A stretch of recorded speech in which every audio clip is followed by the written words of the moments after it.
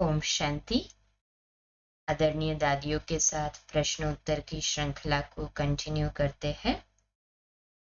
तो आज का प्रश्न है, सबकॉन्शियस माइंड को क्लीन करने के लिए क्या स्पेशल अटेंशन दे। दादी जी कहते हैं, अपने आप को क्लीन रखने के लिए जरा भी नेगेटिव नहीं सोचो। Double underline. जैसा प्रॉब्लम आ गया, विघ्न आ गया, तो भी हमारा माइंड कभी भी नेगेटिव में न जाए। कोई यदि हमारे लिए नेगेटिव सोचता भी है तो हमारे ऊपर उसका छींटा न लगे। कैसा भी वातावरण हो, हम साक्षी होकर देखें, रिएक्ट न करें। युद्ध के मैदान में कई बातें आएंगी, लेकिन अंदर कोई भी बात नहीं लेनी है। यदि अंदर लिया तो अपने मन को गंदा किया। ज्ञान के चिंतन की बजाय कोई भी चिंतन चला तो छींटा लग जाएगा। वर्णन किया तो पक्का कर लिया, फिर मिटाना मुश्किल हो जाएगा। अपने माइंड को क्लीन रखने के लिए व्यर्थ वर्णन चिंतन से अपने को फ्री रखना है। कोई भी बात होती है उसे 1 सेकंड में भूल जाना है, फिर ज्ञान योग अच्छी तरह से धारण कर सकते हो। जब 1 सेकंड में जो भी बात हुई उसको भूल गए तो बुद्धि क्लीन, मन भी क्लियर। ऐसे समय में ज्ञान की बात को धारण करना, योग करना सहज हो जाता है। इसलिए अटेंशन प्लीज, हमारे अंदर कोई भी नेगेटिव न चले, न खुद के लिए न दूसरे के लिए, कोई भी ऐसा संकल्प न हो। दूसरा प्रश्न है, विघ्नों को रोकने अथवा परिवर्तन करने की युक्ति क्या है। अतिथि उत्तर देते हैं, विघ्नों को बैठकर चिंतन नहीं करो, पार करने के लिए योगयुक्त होकर रहो।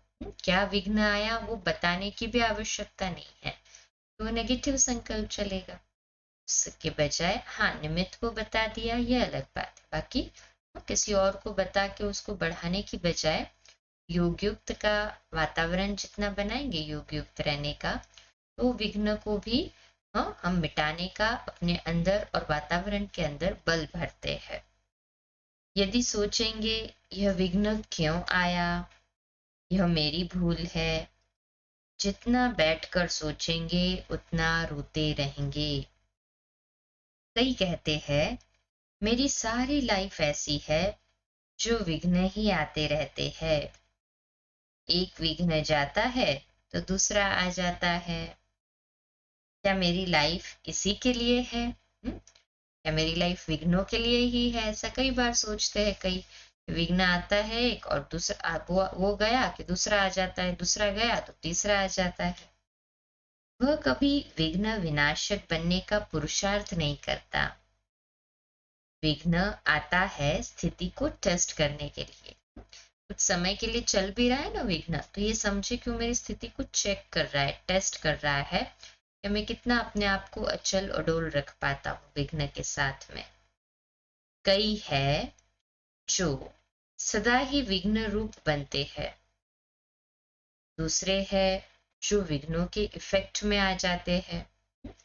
वह कहते देखो, कई है जो सदा विघ्न रूप बनते हैं, माना स्वयं के संकल्प बोल और कर्म ऐसे हो जाते हैं जो दूसरों के लिए विघ्न रूप बन जाते हैं। सोचो कितना बड़ा पाप का बोझा। हम तो विघ्न विनाशक है, उसकी जगह विघ्न रूप बन रहे हैं, तो पापों का बोझा ही कहेंगे ना। दूसरे हैं जो विघ्नों के इफेक्ट में आ जाते हैं, विघ्न आते हैं तो उससे डगमग हो जाते हैं। तीसरे है विघ्नों को पार करने वाले। तो चेक करो मैं कौन सी आत्मा हूं। कई है जो विघ्न डालते नहीं लेकिन विघ्नों से डर जाते हैं। विघ्नों से कभी डरना नहीं है। विघ्नों से पार होने के लिए अपनी स्थिति निर्विघ्न बनाकर रखो। अगर सेवा में केयरलेस होते हैं, लेजी होते हैं, मर्यादा के अनुकूल नहीं चलते हैं, तो विघ्न आते हैं। मर्यादा पर न चलने के कारण विघ्न आता है तो कान पकड़ने के लिए आता है। भोग नहीं लगाएंगे, अमृत वेले योग नहीं करेंगे, मुरली क्लास ध्यान से नहीं सुनेंगे, पर चिंतन में टाइम गवाएंगे तो विघ्न तो आएंगे ही। हम्म? कौन सी बातें कही, ध्यान से सुने। भोग नहीं लगाएंगे, देखो इसमें तो सभी पास है ना, सभी भोग लगाते हैं ना, अमृत वेले भी सभी लगाते ही है ना साथ में।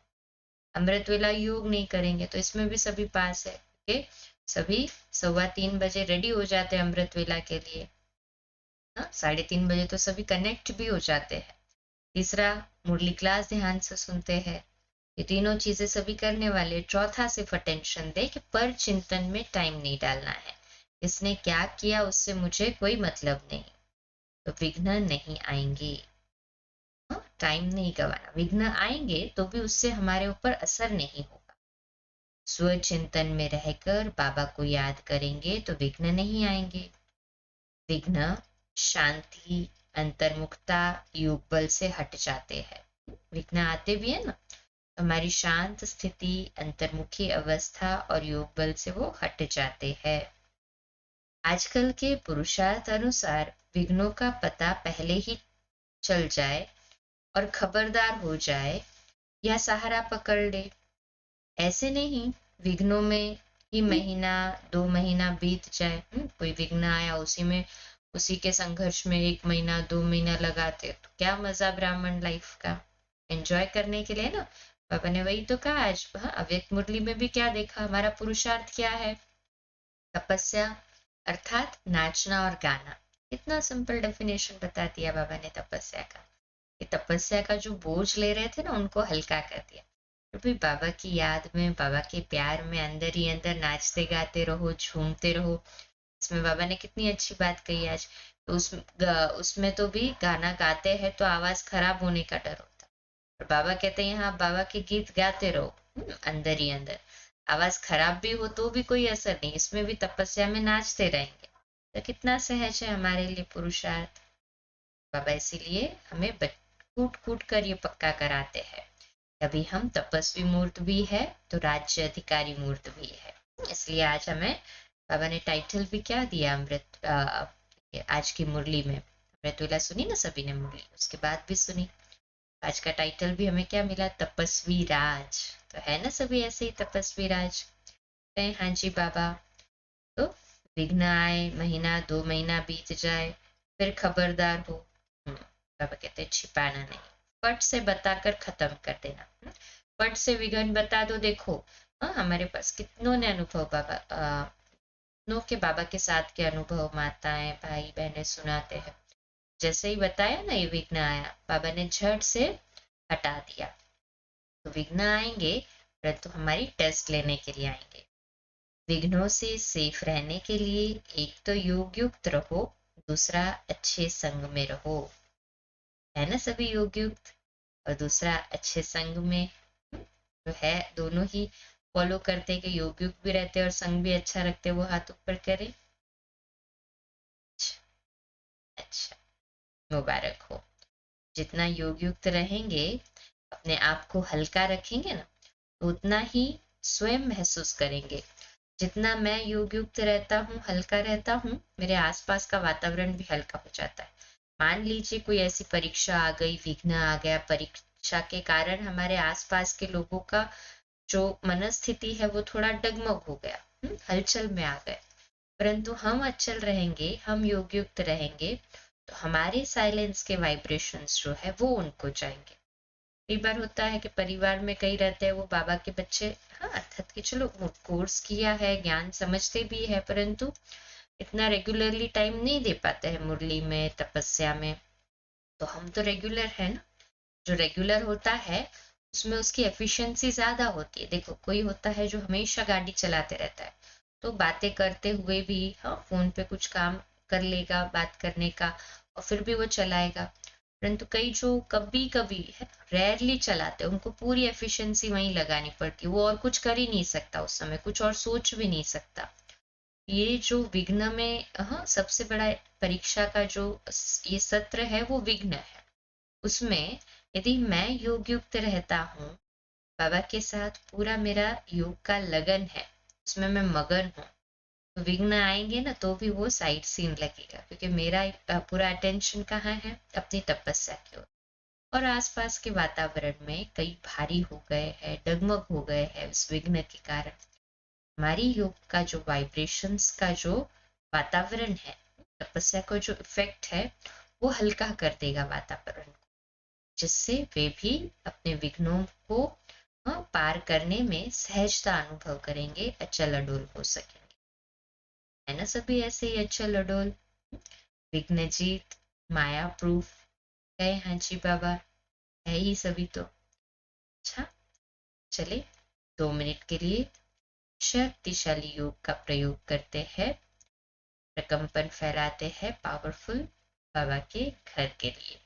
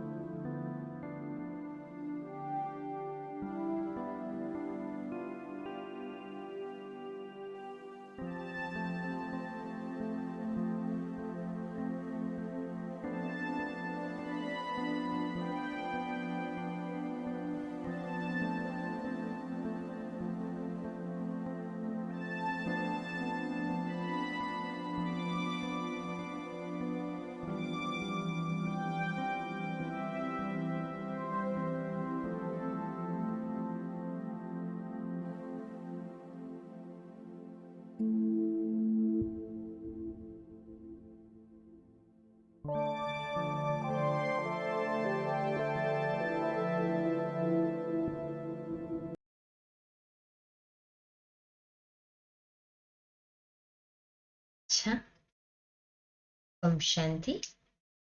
कल सुबह अमृत वेला लाइव मिलेंगे 3:30 से 4:30 योग और 4:30 से 5 मुरली के लिए, और रात्रि क्लास ऐसे ही 8:45 बजे। ओम शांति।